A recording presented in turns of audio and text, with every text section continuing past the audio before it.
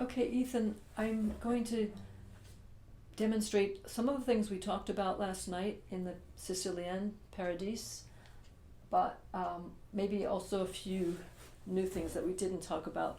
And I would really like you to mark it in your music or take notes as you watch this video so you know exactly what to work on.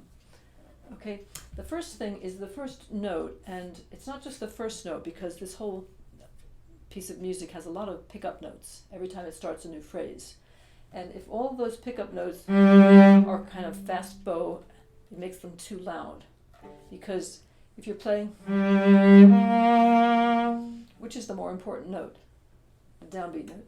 Otherwise, if you went da-dum rather than da-dum, right? So to make the up bow light, you either need to use a very light big bow or a smaller bow. So I think maybe you should experiment with a light, the light bigger bow for now. So just practice, and then you can sink towards the bridge on the down bow too. I'll play a few more notes of this.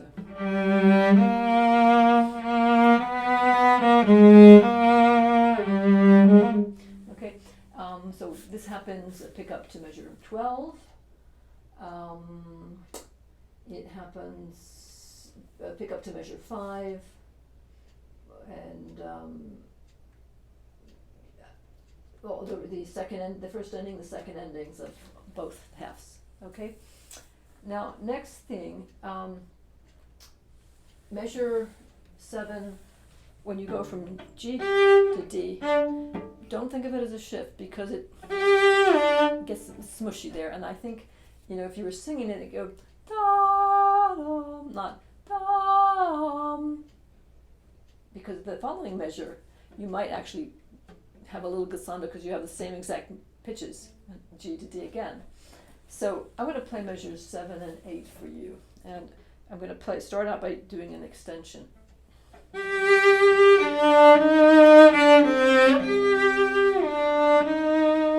Okay, so did you see how I kind of did the glissando in the measure, the second measure, which would be okay, but definitely not both measures, and especially not the first measure, I think, musically.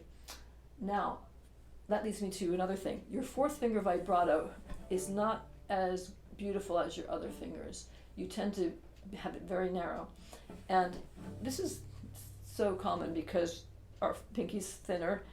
And what you have to do is break every rule. Like put your finger just totally flat if you want. I have mine really flat with the third finger smushing as well, because you want to get as much skin on the string as possible, and that will give you a wider vibrato. Okay, so practice your G's. Try to slow your vibrato so you can see how wide you can get it. And every time it's usually that note G, isn't it? What we had fourth finger in this piece. So listen to your recording, and you'll listen to every time you have a fourth finger vibrato and how it's not as beautiful as your other notes. Okay, next, measure 14. Okay, so you were not doing the fingering I asked you to do. Measure 14, I want you to go up on the D string. Okay, you were still staying in first position, and I think you were even putting the third finger on a G on the A string. So what you have to do is B flat to the G way up there on the D string. Okay, so practice that by putting your 2 and 3 down, and then so like a glissando shift. And you can also think about turning your body a little bit. That always helps a big shift. And what we did talk about is getting your thumb up early. Okay, so from the side. So practice it with no vibrato and just on a slur. And then you can go to, remember we were kind of repeating the second note, and then eventually we'll take that repeated first note out. So I'll do it again with a repeat. Okay, so I'm using it just a tiny little balanced vibrato, but thumb is behaving. And now with it out with up, down. Okay, so you still hear a little glissando in there. Now, that shift might have seemed faster, and it did seem faster to me, but don't shift faster than necessary, okay? Okay, so change your fingering. Let me play that phrase for you, because then you're gonna, after that high note G on the D string, you have to come back to first finger, and there I actually bring my thumb back down, but then bring it back up again after 3 notes, because you're just gonna stay on the D string. All right, so maybe I'll do it sideways again. So, one light bow.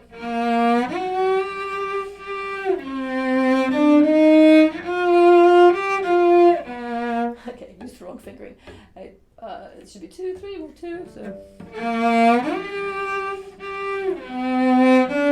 up.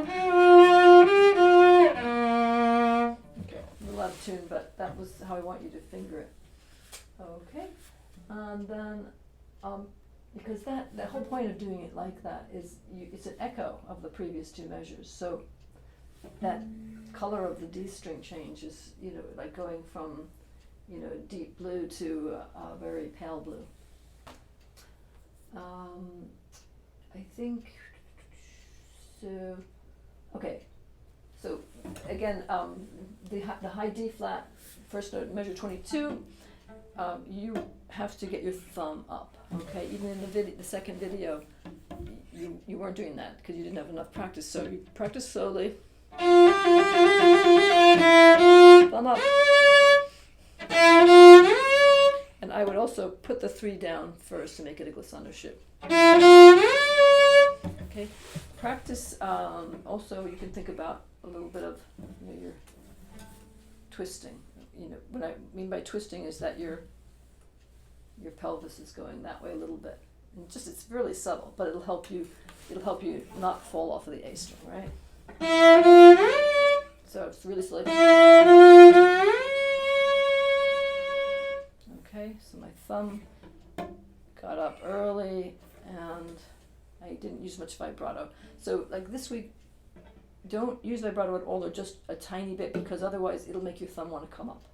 Okay, we can always then add it later. That's easy to take your thumb off later, but for now, you have to train yourself to get your thumb up when you're going to these high notes from shifting up. Okay, I think the last thing is a way for you. You're getting much better at the dum da dee, the trill da da da, the counting that. But I want you to do something. I want you to count out loud. So say measure 3. I want you to do 1, 2, 3, 1, 2, 3. Okay, so you know where to stop the trill and to put the grace notes. Okay, and then, so the ending, I'm going to play the last 3 measures. So you're counting there as well. So 1, 2, 3, 1, 2, 3, 1, 2, 3. Very slow bow. Okay. So did you notice those last 2 16th notes of the piece? I slowed the tempo down, okay? They do come on a pulse, 1, 2, 3, and 1, okay? Oh, this was a long video, but really important. I want you to be able to do it, okay?